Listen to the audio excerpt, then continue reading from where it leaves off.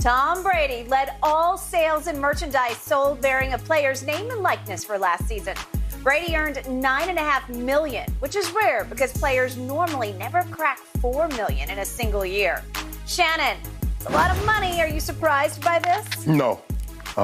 Skip, the quarterbacks have already been out. I know you remember this. A lot of people don't remember because they disbanded it, but they had the quarterback club, which was separate, Skip, from the NFLPA. They did their own thing. They did their own licensing. They had their own little competitions. Skip, remember they used to go have the quarterback competition. I think it was down in Orlando, who could throw the ball the farther and throw it through the tires. Yep. So the quarterbacks have always operated on a different a platform or a different prism than what the regular players. Mm-hmm. And I think a lot of this, Skip, remember the jury. And this is what's going to happen for the next couple of years. Because the thought of Tom Brady retiring, Skip, people are going to keep buying because I want to make sure I get the last batch of the Tom Brady jerseys. And they said the NFLPA official told that he's really turned on this part of his game since he left New England. Yeah. It was almost like, Skip, if I do this in New England, I'm putting myself up front of the team. And what is Coach Belichick, we're a team here, we're a team. Tom Brady's like, man, I done left all this money on the table. Mm. So just think about how much money he could have made had he, instead of just turning it on over the last 2 years, Skip, had he did it for the last 15 years. Yep. Because that's how long he's been. Once he got those 3 Super Bowls, he was TB12. He only adopted that name. I don't know when he got that name, maybe 2010, 2011, Skip. But he was really TB12 then. So he really could have turned it on then. But I'm not surprised Tom is monetizing. And rightfully so. Hell, he's a separate entity. So Tom Brady can negotiate. He has that ability, Skip, to be able to negotiate with the NFLPA. Because, Skip, he Tom Brady. But come on, Tom, let us get these jerseys, bro. Let us get these playing cards. Let us get these video games, bro. We need you.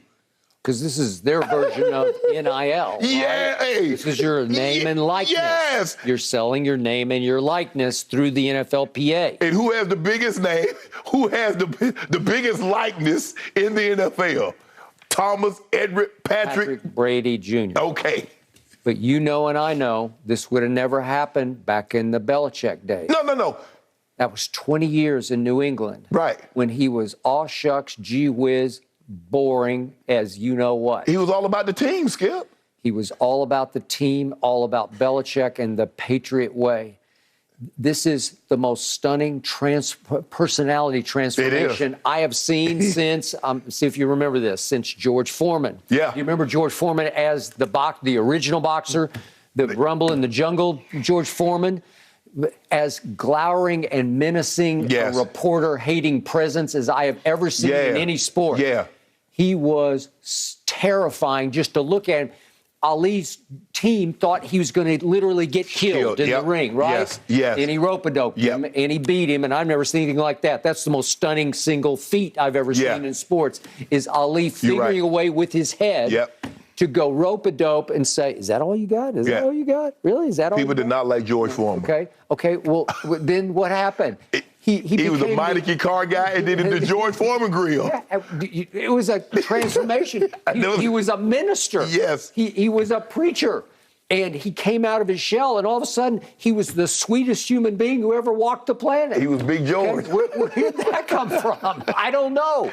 It took him losing to Ali for that to come out. Yeah. Well, it took Brady leaving Belichick and going in 1 year in a pandemic and winning it all in Tampa to come completely out of his New England shell. Because what he saw, Skip, is that there's more than one way to win a Super Bowl. Coach Belichick had convinced him and all the other guys this is the only way to win. Yeah. He went to Tampa, did this, won the Super Bowl. He's like, you mean to tell me I done left all this money? Now, maybe it wasn't 9.5, but he probably left $100 million on the table, Skip, in New England through deals. Yeah.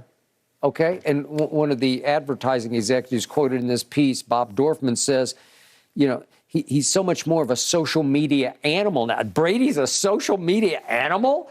And he ends by saying, and he's just such a charismatic guy. Who knew? Whoever called him charismatic for the first 20 years? Skip, when you're doing a brand, what does, say, Nike and all these other corporations, Coca-Cola, whatever the product, they need endorsers. He's it. Okay. He's his own brand endorser, Skip, Okay. so I ain't got to pay nobody for that. But you realize he's going on 45 years of age. He is an old man by football standards, and he shattered the record for these sort of NIL deals because nobody had gone much over $4 million. All of a sudden, he's at 9.3? 9.5. 9.5. Mahomes is still down in the threes as the second best. But social media has allowed him to have his own platform. Well, and he is flexed, man.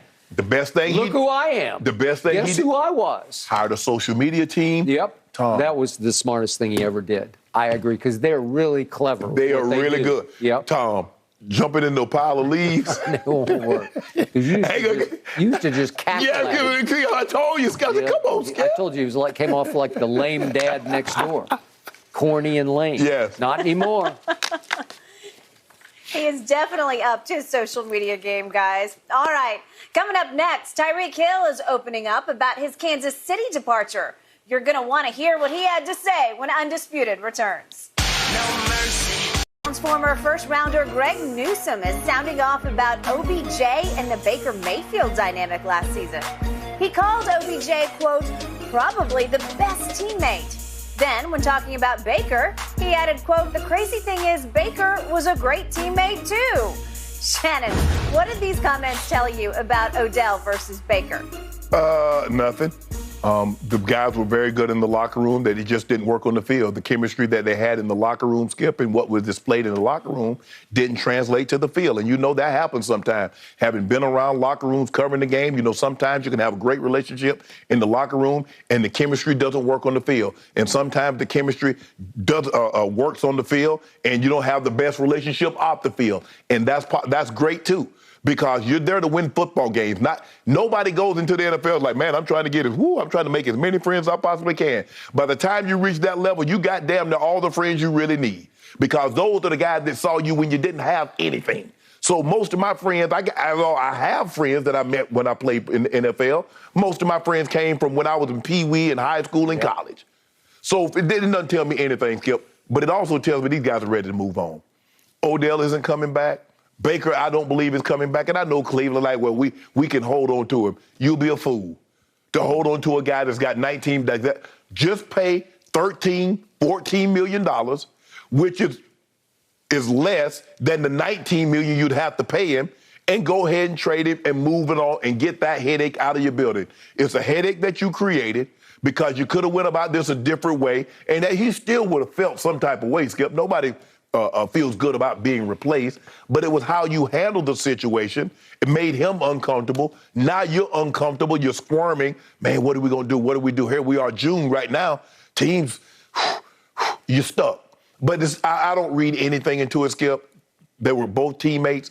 That relationship just didn't materialize on the field like it did off the field. Okay.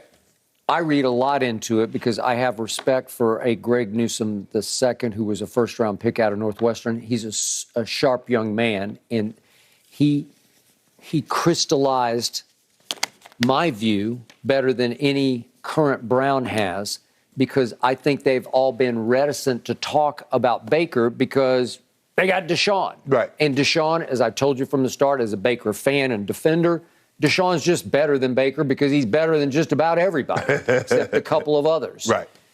And yet, in the end, the reason I'm still so baffled to the point of being tormented about what happened in Cleveland with Baker and Odell is what Greg Newsome summed up is that, yeah, everywhere Odell has gone, everybody loves him. You know him. Yeah. I know him a little bit, but I've communicated with him a little bit. But the point is, you have a feel for, he's fun to be around. Yeah.